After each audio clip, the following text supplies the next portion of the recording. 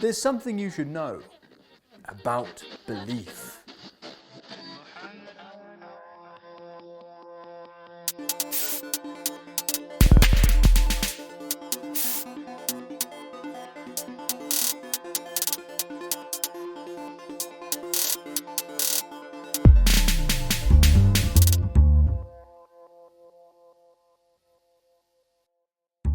Once upon a time, Muslims built the greatest architecture. They contributed massively to mathematical and scientific advancements, not to mention literature and the arts.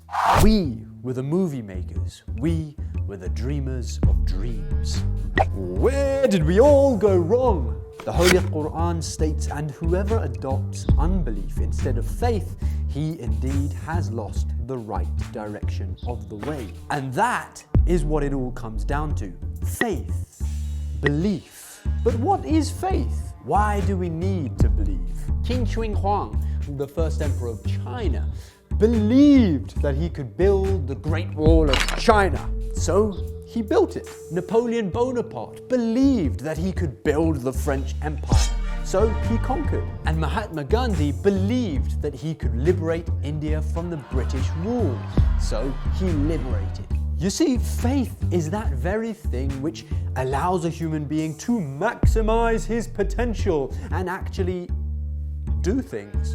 But alas, there are those who lose faith in their own God-given abilities to actually do things, and so they do nothing.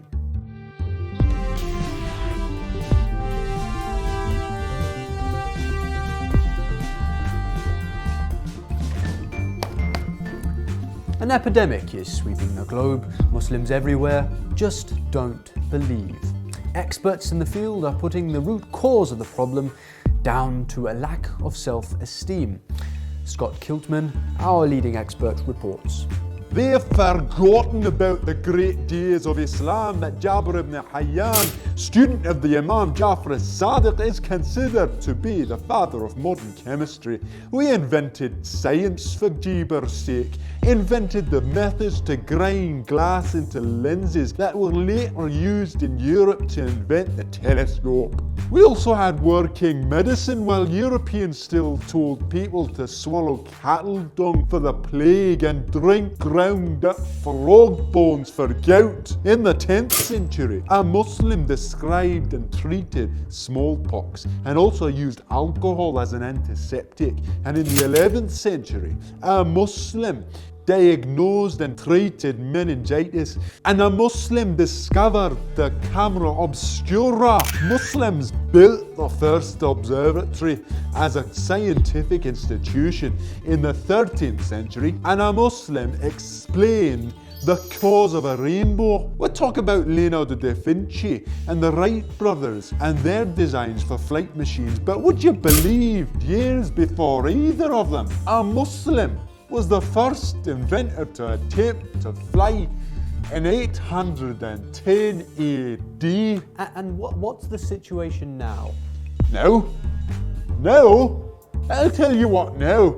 Muslims are more concerned with having the latest iPhone than inventing it. You've absolutely forgotten. You're so busy fighting for scraps off Longshank's table, you've forgotten your God-given right to something better. And now here's Ghost Girl with the weather. Rain. The Quran tells us, "Oh, you who believe, believe." Muslims everywhere just aren't believing. And that doesn't mean that we're not doing hijab, because we are. We're praying salah, we're doing hajj, we're fasting, we're giving charity. But are we truly believing? Like with many things, there are levels of faith. There are the lower levels of faith, and then there are higher levels of faith. I believe I can fly. I have a dream. I believe we can find the cure for cancer. But even if we have faith in our own abilities to accomplish such things, we still need to have belief in a higher power that can guide and help us to accomplish that. So the question is, what's the highest thing someone can have faith in the magnificent, the omnipotent, the all-powerful, the all-encompassing, the why, the originator, the sustainer, the creator, the unlimited. And to believe that He is, as the Quran states, closer to you than your jugular vein. A person who truly believes in Allah and knows how close He is to all of us will never, ever, ever, ever limit himself to what is less. Because he believes that there is something greater than just these worldly things. You want a car? Here you go. What now? You want a house? Oh, you want a bigger house? Here you go. What now? No, there's something more worth fighting for. There's something more worth attaining. Prophet Moses was able to part the Red Sea because he believed. Prophet Abraham was able to survive the fire of Nimrud because he believed. And Prophet Noah built the Ark of Salvation because he believed. That was in the past. More recently, Imam Khomeini brought the Islamic Revolution because he believed in a better world.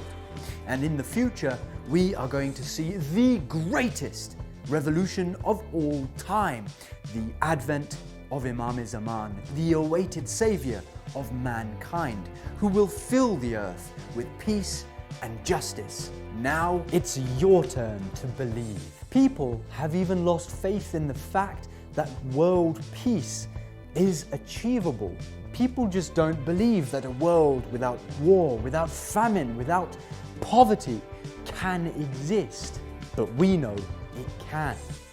Allah has promised to those of you who believe and do good that He will most certainly make them rulers in the earth as He made rulers those before them. So, if we truly believe in God and the final day, and we believe that God has appointed a rightful leader on the globe, then we should strive our utmost to make that dream a reality.